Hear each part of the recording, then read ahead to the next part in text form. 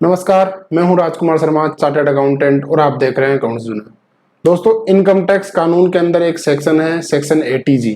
उसके अंदर जो भी ट्रस्ट रजिस्टर्ड होते हैं, उन ट्रस्ट को जो भी लोग डोनेशन देते हैं, उन डोनेशन के बदले उनको ITR में जो भी इनकम टैक्स देना होता है, उस इनकम टैक्स के अंदर उनको डिडक्शन अवेलेबल होती है। तो ये जो सेक्शन है 80G, इसमें कुछ बदलाव किए गए हैं। अब तक क्या हो रहा था कि जैसे भी जो भी व्यक्ति किसी भी 80G में रजिस्टर्ड ट्रस्ट को डोनेशन देके अपनी इनकम टैक्स की लायबिलिटी कम करना चाह रहा था, उसको अब तक फिजिकली एक रिसिप्ट की जरूरत होती थी। और अभी तक ट्रस्ट के ऊपर कुछ भी रिपोर्टिंग के रूप में इनकम टैक्स को कोई भी सूचना देने की आवश्यकता नहीं थी। लेकिन फाइनेंस एक्ट 2021 में एक प्रोविजन लाया गया, जिसके अनुसार अब जो भी ट्रस्ट किसी भी व्यक्ति से अगर कोई डोनेशन रिसिप्ट कर रहा है और वो व्यक्ति 80G में उसकी छूट लेना चाहता है, तो ट्रस्ट को एक फॉर्म 10BD फाइल करना होगा, जिसके बाद जो व्यक्ति है जिसने डोनेशन दिया है उसको छूट मिलेगी। तो ये सारी प्रोसेस है, ये ऑनलाइन रहेगी। इनकम टैक्स के पोर्टल पे आपको ये फॉर्म 10BD फाइल करना है। इसके बारे में डिटेल से समझने के लिए आइए आज का ये वीडियो शुरू करते हैं। तो 1 अप्रैल 2021 से जितने भी 80G के अंदर रजिस्टर्ड ट्रस्ट हैं, उनको एक फॉर्म फाइल करना होगा, फॉर्म 10BD, जिसका नाम है स्टेटमेंट ऑफ डोनेशन। ठीक है, तो ये फॉर्म है, ये आपको बिल्कुल 1 अप्रैल 2021 से लेकर 31 मार्च 2022 तक का जो पीरियड है उसके लिए फाइल करना है सबसे पहले तो। और हर साल इसी तरह से 1 अप्रैल से 31 मार्च के बीच में जितने भी डोनेशन आपने लिए हैं, ठीक है, उनके लिए आपको ये फॉर्म है, ये फाइल करना होगा। तो जो भी रजिस्टर्ड संस्थाएं हैं सेक्शन 80G में, प्लस जो भी स्कूल और कॉलेजेस और जो रिसर्च संस्थाएं हैं जो कि सेक्शन 35 के अंदर रजिस्टर्ड है, उनको भी ये फॉर्म 10BD फाइल करना होगा। और ये फॉर्म है, ये ऑनलाइन इनकम टैक्स के पोर्टल पे ही फाइल होगा और उसको आप DSC या जो इलेक्ट्रॉनिक वेरिफिकेशन कोड है उससे आप इसको वेरीफाई करवा सकते हैं। ये फॉर्म है, ये आपको हर साल 31 मई तक आपको फाइल करना होगा। अगर अपन फाइनेंशियल ईयर 21-22 की बात करें, जो कि पहला फॉर्म पहली बार जाएगा, तो उसकी लास्ट डेट है 31 मई 2022। तो आप इस डेट का ध्यान रखें, 31 मई 2022 तक। उससे पहले पहले अपना फॉर्म 10BD जरूर फाइल कर दे। और आप अगर किसी संस्था को डोनेशन दे रहे हैं तो वहां पर भी आप इसका एक इंटीमेशन डाल दें कि आपको अपना फॉर्म 10BD फाइल करना है टाइम से। हो सकता है उनको ध्यान ना हो, तो आप उनको जरूर बोल दें कि आपको 10BD फाइल करना है। उसी के बेसिस पे हमको इस साल अपनी ITR के अंदर जो है छूट वो मिलेगी आपको सेक्शन 80G के अंदर। ठीक है, अब आते हैं कि सर 10BD में इंफॉर्मेशन क्या फिल करनी है। तो सबसे पहली जो चीज फिल करनी है वो है आपको आपका पैन नंबर। अगर पैन नंबर है तो पैन नंबर नहीं है तो फिर आधार नंबर भी आप डाल सकते हैं। और ये दोनों ही अगर नहीं है किसी व्यक्ति के पास, तो फिर आप अपना passport number, voter ID, driving licence, ration card number, या कोई फॉरेन सिटीजन है तो उसके लिए आपको टैक्स पेयर आइडेंटिफिकेशन नंबर भी आप उसमें डाल सकते हैं। इसके अलावा आप किस सेक्शन के अंदर डोनेशन रिसिप्ट कर रहे हैं, उस सेक्शन का कोड आपको सिलेक्ट करना है। यहाँ से 80G1, 80G 35(1) ये सेक्शन है, इनमें से आपको सिलेक्ट करना होगा। इसके अलावा जो भी डोनर है उसका नाम, पूरा नाम और पता आपको यहाँ पे एंटर करना है।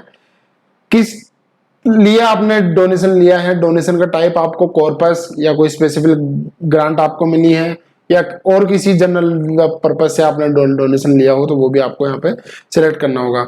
इसके अलावा किस मोड में पैसा मिला है आपको, कैश में मिला है या किसी वस्तु के तौर पे मिला है, या आपको बैंकिंग चैनल से आया है ऑनलाइन, या फिर अकाउंट पे ही चेक से मिला है, या और किसी मीडियम से मिला है, वो भी आपको यहाँ पे एक्सप्लेन करना होगा। इसके अलावा कितना अमाउंट डोनेशन का मिला है इस व्यक्ति से, वो भी आपको फॉर्म 10BD के अंदर मेंशन करना होगा। इसके अलावा अगर आप टाइम से मतलब 31 मई तक अपना फॉर्म 10BD कोई भी 80G में रजिस्टर्ड संस्था फाइल नहीं करती है, तो उसके लिए पेनल्टी है वो काफी ज्यादा है।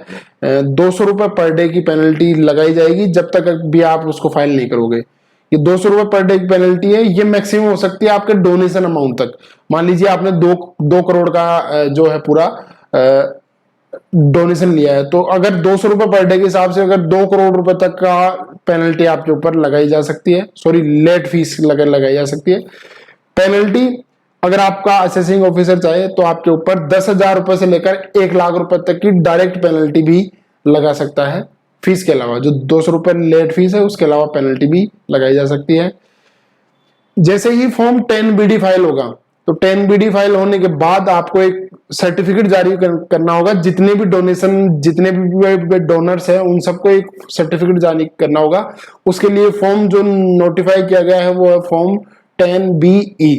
ठीक है, इस फॉर्म को भी इश्यू करने की लास्ट डेट आपके पास 31 मई है, और ये भी अगर आप टाइम से नहीं इश्यू कर पाते हैं तो इसके लिए भी आपको 200 रुपए पर डे की पेनल्टी चुकानी पड़ सकती है। 200 रुपए पर डे की 10BD के अलग है और 10BE के अलग है।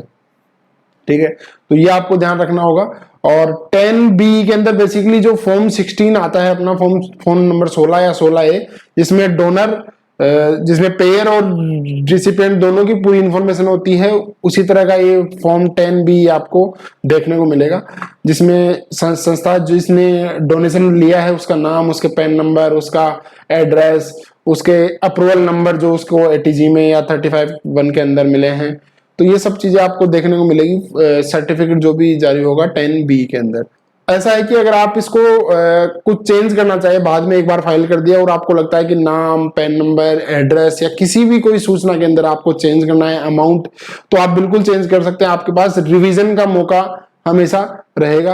और तो अंत में हम ये कह सकते हैं कि जो भी ट्रस्ट पहले के हिसाब से काम कर रहे थे उनको अब एक एडिशनल रिक्वायरमेंट आ गई है। एक अलग से फॉर्म 10BD फाइल करना होगा, 10BE में उनको सर्टिफिकेट इश्यू करने होंगे, तो कहीं ना कहीं उनके ऊपर एक काम का लोड तो गया है। लेकिन इसके साथ ही गवर्नमेंट ट्रांसपेरेंसी लॉन्ग रन में जरूर आपको देखने को मिलेगी कि जितना डोनेशन एक ट्रस्ट ने रिपोर्ट किया है उतना ही डोनेशन ITR में क्लेम किया गया है। किसी तरह का कोई फेक जो ATG में कोई क्लेम नहीं किया गया है, कोई अनावश्यक छूट नहीं ली गई है।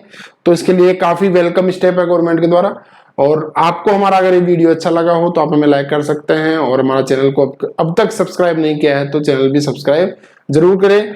और आप कमेंट बॉक्स में आपकी कोई क्वेरी हो तो उसको लिख सकते हैं। इसके साथ ही आप ये बता सकते हैं कि और किस सब्जेक्ट के ऊपर आपको हमारे से वीडियो चाहिए। Thank you. जय हिंद, जय भारत।